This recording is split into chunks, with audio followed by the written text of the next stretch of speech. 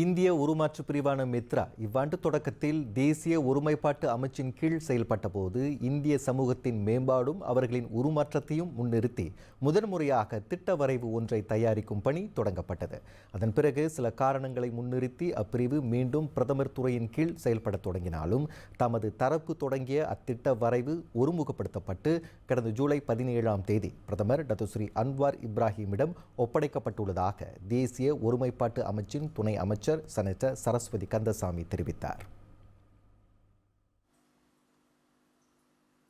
மித்ராவின் குறுகிய கால, இடைக்கால மற்றும் நீண்ட கால பயண அடிப்படையிலான திட்டமாகவே 260 பக்கங்கள் கொண்ட இத்திட்ட வரைவு உருவாக்கப்பட்டுள்ளது.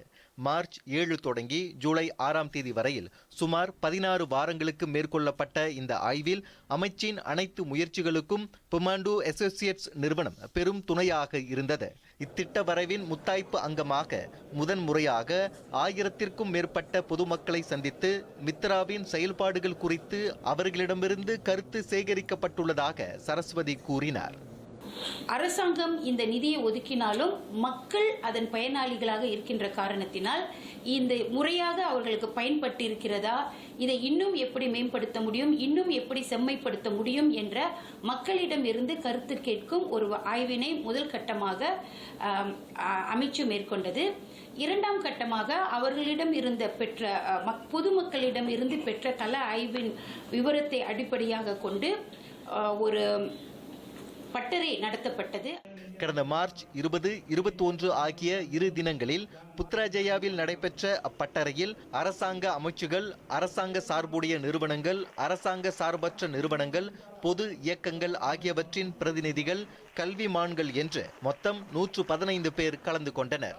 மக்களின் பிரதிநிதிகளான அவர்களிடம் மேற்கொள்ளப்பட்ட ஆழமான ஆய்வை தொடர்ந்து மித்ராவின் தொலைநோக்கு திட்டத்தை வரையறுப்பதற்காக அவர்கள் வழங்கியிருந்த பரிந்துரை, கருத்துகள் அனைத்தையும் ஒருங்கிணைத்து இத்திட்ட வரைவில் இணைத்துள்ளதாகவும் சரஸ்வதி கூறினார்.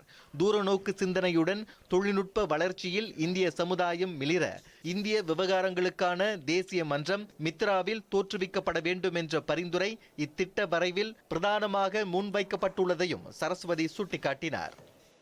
புதிய திட்டங்களை நம்மளுக்கு அமல்படுத்த வேண்டும், புதிய விஷயங்களுக்கு முக்கியத்துவம் கொடுக்க வேண்டும்.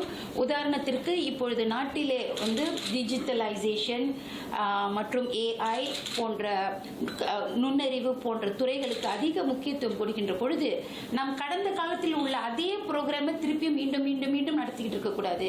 தேவைகளை அறிந்து தேசிய நீரோட்டத்தை புரிந்து கால மாற்றத்திற்கு ஏற்ப அதற்குண்டான திட்டங்களை வரைவு செய்வதற்கு அந்த மித்ரா அமைப்பிற்குள்ளாரையே ஒரு பகுதி இருக்க வேண்டும். இவற்றுடன் ஆண்டுதோறும் மித்ராவுக்கென அரசாங்கம் வழங்கும் 10 கோடி ரிங்கிட் நிதியும் முழுமையாக பயன்படுத்தவில்லை என்ற குறைபாடு எழுந்த வண்ணமாக உள்ளது. இதை களையும் வகையில் மித்ராவில் பயன்படுத்தப்படாத மீத பணத்தை அமனா மித்ரா கணக்கில் சேர்த்து வைப்பதுடன் மித்ரா நிதியை முறையாக பயன்படுத்தி அதற்கான கணக்கை சரிவர காட்டுபவர்களுக்கு மட்டுமே கூடுதல் நிதி வழங்க ஆவண செய்ய வேண்டும். இவற்றை முறையாக கண்காணிக்க நிதி நிர்வாகம் ஒன்று மிகவும் அவசியமானது என்று இன்று தமது அமைச்சில் நடைபெற்ற மித்ரா திட்ட வரைவு குறித்த விளக்க கூட்டத்தில் சரஸ்வதி தெரிவித்தார்.